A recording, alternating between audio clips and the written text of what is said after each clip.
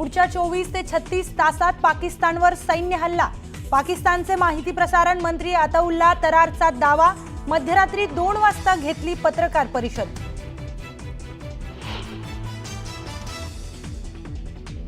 LOC नंतर आता पाकिस्तानकडून आंतरराष्ट्रीय सीमेवरही शस्त्रसंधीचं उल्लंघन। परागवाल सेक्टरमध्ये आंतरराष्ट्रीय सीमेजवळ गोळीबार।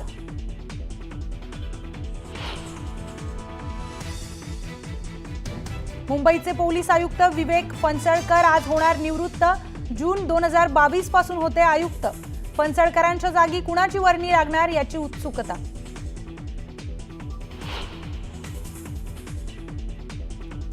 महाराष्ट्र दिनाचं औचित्य साधून राष्ट्रवादी पक्षाच्या वतीने माजी मुख्यमंत्र्यांचा सत्कार समारंभ। राज्यातील सर्व माजी मुख्यमंत्र्यांना निमंत्रण, मात्र शरद पवारांना अद्याप निमंत्रण मिळालं नसल्याची माहिती।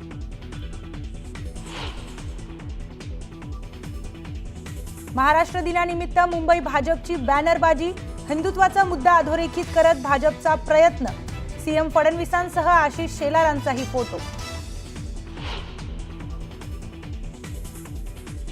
सरकारने दिलेलं आश्वासन पाळलं नाही। आता 29 ऑगस्टला मराठे मुंबईत धडकणार। मुंबईत आमरण उपोषण सुरू करणार। जरांगेंकडून पुन्हा उपोषणाची घोषणा।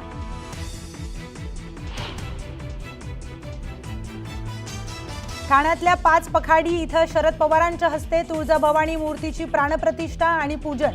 कार्यक्रमादरम्यान भगव्या वस्त्रांमधील जितेंद्र आव्हाडच ठरले चर्चेचा विषय।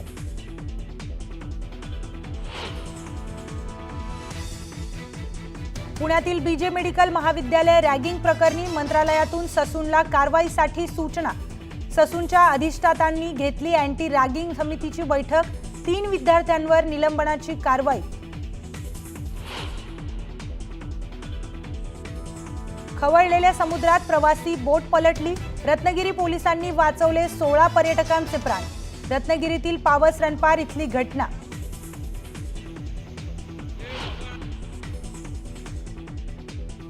साडेतीन मुहूर्तांपैकी एक असलेल्या अक्षय तृतीयेनिमित्त सराफा बाजारात उत्साह। तर अक्षय तृतीयेच्या मंगल दिनी दगडूशेठ गणपतीला 11,000 आंब्यांचा महानैवेद्य।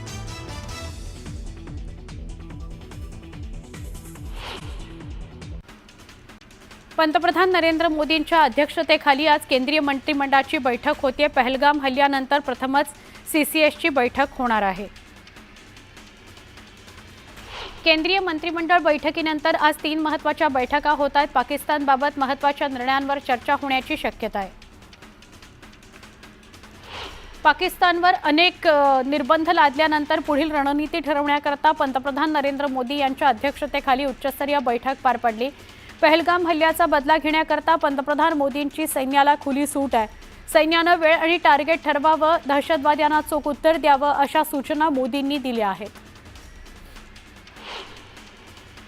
पहलगाम हल्ल्यानंतर तपास यंत्रणांकडून सखोल तपास करण्यात येतोय। तपासाकरता राष्ट्रीय तपास संस्थेकडे हे प्रकरण सोपवण्यात आलंय। आता या तपासादरम्यान अनेक धक्कादायक बाबी उघड झाल्या आहेत। पहलगाम दहशतवादी हल्ल्याची योजना पाकिस्तानात बसलेल्या लष्कर ए तैयबाच्या सूत्रधारांनी आखली होती।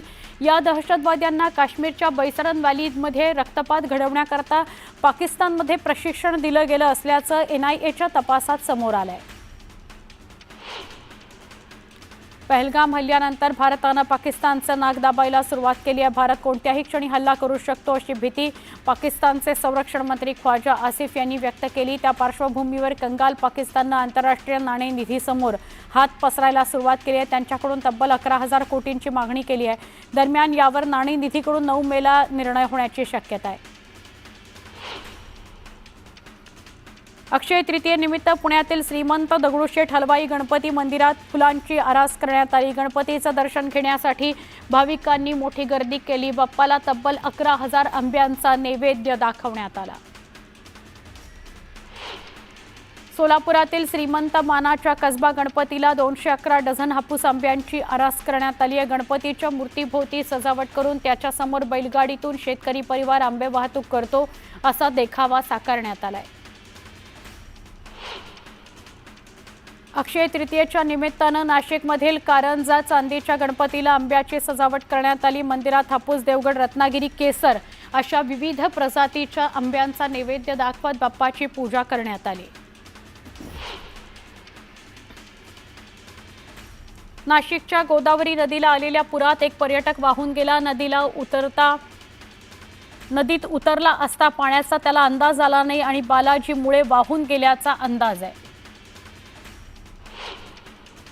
रत्नागिरी जिल्ह्यातील दापोली शहराला पाणी पुरवठा करणाऱ्या नारगोली या धरणाला गळती लागली आहे. पाणी साठवणूक क्षमता कमी झाली आहे. 25 लाख रुपये खर्च करून बांधलेला कोल्हापुरी बंधारा पहिल्याच वर्षी वाहून गेला. त्यामुळे शहराला 4 ते 6 दिवसाआड पाणी पुरवठा केला जातोय. अक्कलकोट तालुक्यातील नागणसूरमध्ये भव्य बैलगाडा शर्यत पार पडली. शेतकरी क्रांती सेनेकडून या शर्यतीचं आयोजन करण्यात आलं होतं. विजेत्या बैलजोडीला मानधन आणि स्मृतिचिन्ह देऊन सन्मानित करण्यात आलं. आंबेगाव तालुक्यातील निरगुडसरमध्ये गोठ्यातील वासरावर बिबट्यानं हल्ला केला. या हल्ल्यात वासराचा मृत्यू झाला. यामुळे संतप्त ग्रामस्थांकडून बिबट्याला जेरबंद करण्याची मागणी करण्यात येते. आंबेगावातील मनसरमध्ये दिवसाढवळ्या बिबट्याचं दर्शन घडलं. शहराच्या अगदी जवळच बिबट्याचा वावर आढळल्यानं नागरिकांमध्ये भीती आहे.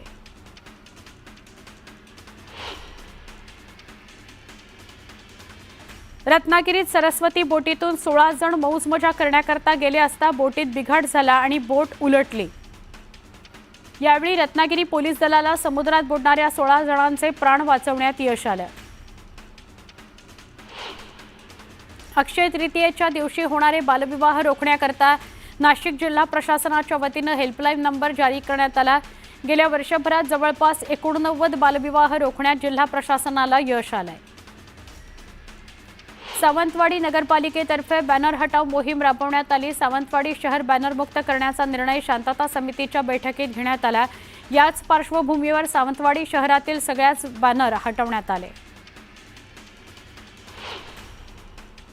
महापालिकेनं सांगलीच्या भाजी मंडईत अतिक्रमण मोहीम राबवली. यावेळी कारवाई करून कर्मचारी आणि विक्रेते यांच्यात वादावादी झाली. अखेर भाजी विक्रेत्यांनी स्वतःहून अतिक्रमण काढत महापालिकेला सहकार्य केलं.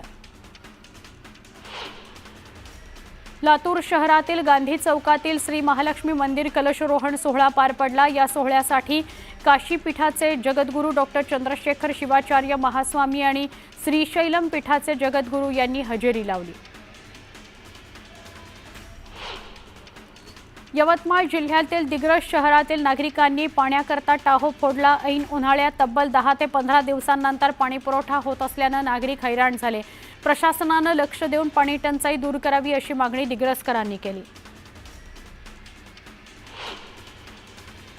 पिंपरी चिंचवड शहरातील एका चप्पल दुकानात प्युमा कंपनीचे बनावट चप्पल आणि बूट आढळून आले. या प्रकरणी दुकान मालकावर कॉपीराईट कायद्यानुसार गुन्हा दाखल करण्यात आला. अहिल्यानगर जिल्ह्यातील पारनेर तालुक्यामध्ये वनकुटे ग्रामपंचायतीमध्ये विकासकांमध्ये कोट्यवधींचा खर्च झाल्याचं दाखवण्यात आलं. मात्र प्रत्यक्षात काहीच काम न झाल्याचा आरोप ग्रामस्थांनी केला. या प्रकरणाची चौकशी तात्काळ न झाल्यास ग्रामस्थ संतोष केदारी यांनी आत्मदहनाचा इशारा दिला आहे.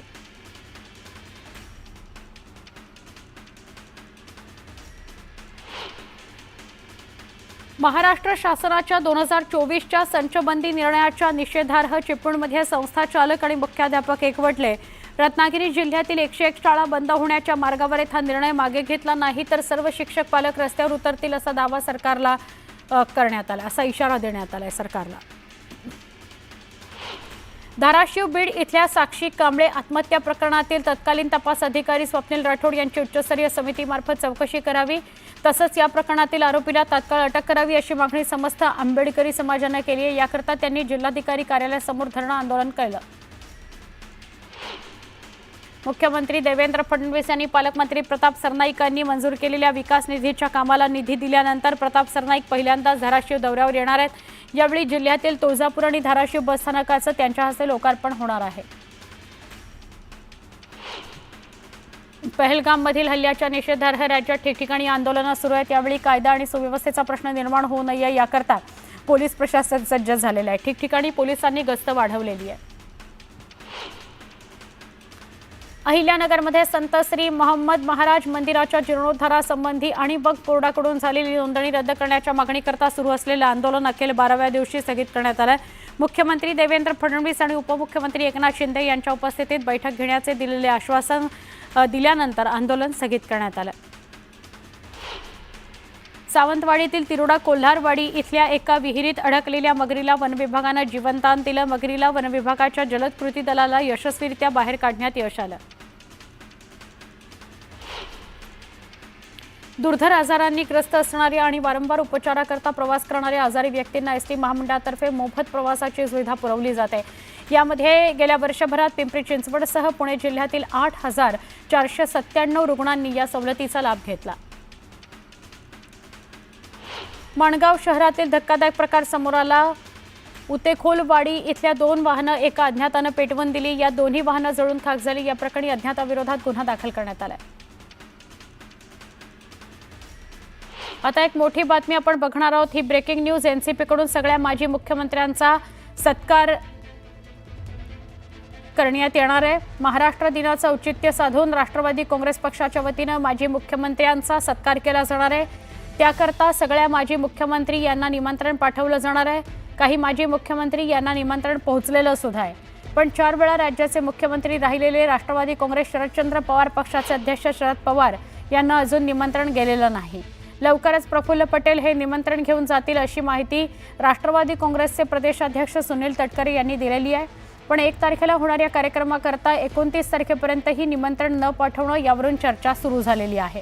पक्ष फुटीनंतर शरद पवार यांचा सामना करण्याची ताकद राष्ट्रवादी काँग्रेसच्या नेत्यांमध्ये नाही, म्हणून निमंत्रणाला उशीर होतोय अशी चर्चा सुद्धा राजकीय वर्तुळात रंगलेली आहे. आमच्या प्रतिनिधी प्रणाली कापसे यांच्याशी आपण अधिक बोलूया. प्रणाली, राष्ट्रवादी काँग्रेस अजित पवारांच्या वतीनं माजी मुख्यमंत्र्यांचा सत्कार सोहळा आयोजित करण्यात आलाय, पण शरद पवारांना अजून निमंत्रण गेलेलं नाही असं कळतंय. काय सांगाल? याबद्दल शरद पवार यांना विचारलं असतं किंवा त्यांच्या पक्षाच्या वतीनं असं सांगण्यात आलेलं आहे की आम्हाला अजून कुठल्याही पद्धतीचं निमंत्रण पोहोचलेलं नाही. मुळात हा जो कार्यक्रम आहे हा कार्यक्रम राष्ट्रवादी पक्षाच्या वतीनं आयोजित केला जातो आहे. 1 तारखेला म्हणजे उद्या महाराष्ट्र दिनानिमित्त हा कार्यक्रम आयोजित केला जातो आहे.